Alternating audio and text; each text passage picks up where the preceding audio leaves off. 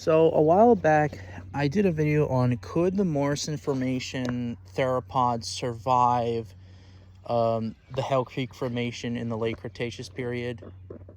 Well, I'm doing a video on could the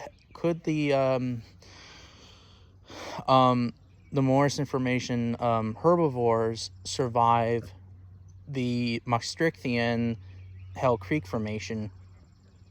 I think that they could adapt pretty good. Like, for example, if we're using the sauropods like Camarasaurus, Brachiosaurus, Diplodocus, Supersaurus, all the other sauropods, etc.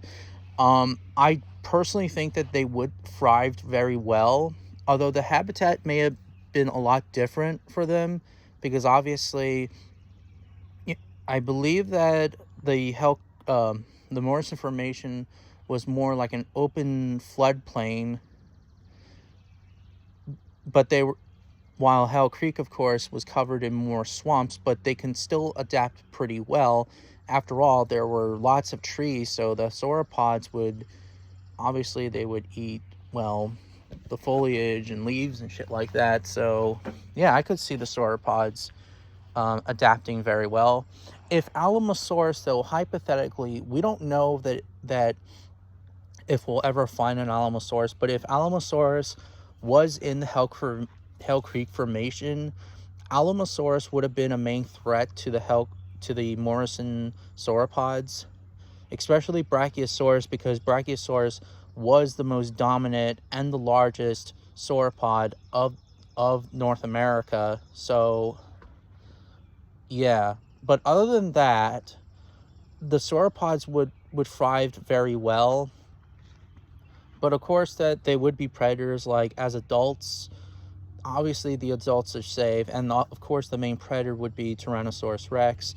I don't think that obviously Tyrannosaurus would not mess around with the sauropods either, especially like Camarasaurus, which I'm aware that Camarasaurus is the smallest sauropod, I believed, in the Morrison, but still, Tyrannosaurus would not mess around with a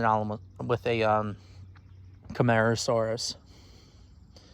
Of course, that if it was a dying, Camarasaurus or a dying sauropod, then maybe T-Rex could finish it off. But other than that, the healthy adults would be safe.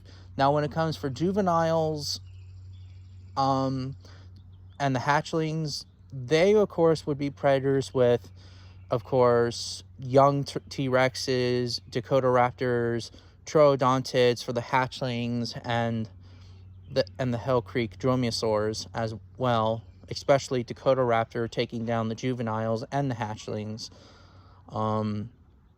Yeah. And I think even subadults, it's tricky. I do believe that maybe the subadults would be a food item for T-Rex. Maybe with Camarasaurus and Apatosaurus and Diplodocus, maybe, but like, as when they're full-grown adults, hell no, T-Rex would not mess around with them.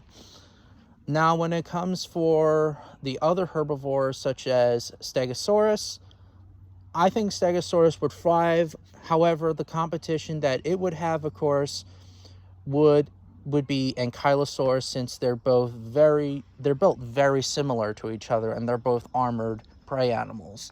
Except for that Ankylosaurus was built more armor, Stegosaurus just had more plates on it. So, and since Ankylosaurus was more powerful than Stegosaurus, it probably would make sense that either Stegosaurus would find another part to coexist, or it would be wiped out by Ankylosaurus, But that's just my own, personal opinion. Of course, obviously, predators it would have to deal with are like Tyrannosaurus Rex, obviously being the number one predator. Of course, that T-Rex would have to be very careful with the Thagomizer, so yeah, especially if it gets it on its face. But yeah, but obviously, the predators will go after the juveniles and the hatchlings and etc. Now, when it comes for the ornithopods such as Dryosaurus and Camptosaurus, they're not going to have a hard time.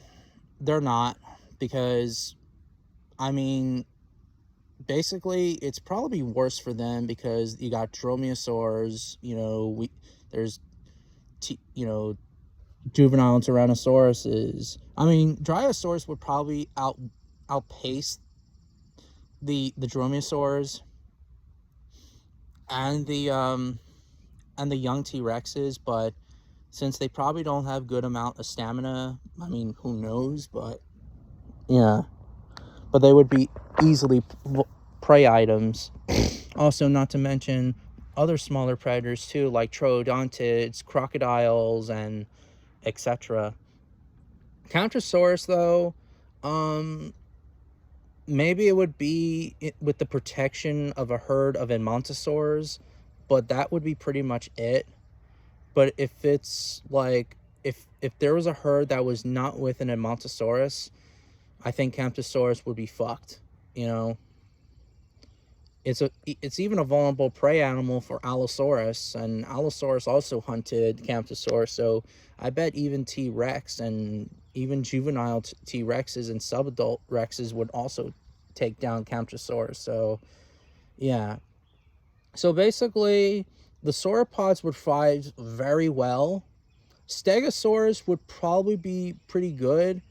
Also, not to mention, it's not just that, also with ceratopsians, but they would probably coexisted, maybe. And with the ornithopods, they're still fucked, but they would still thrive, you know.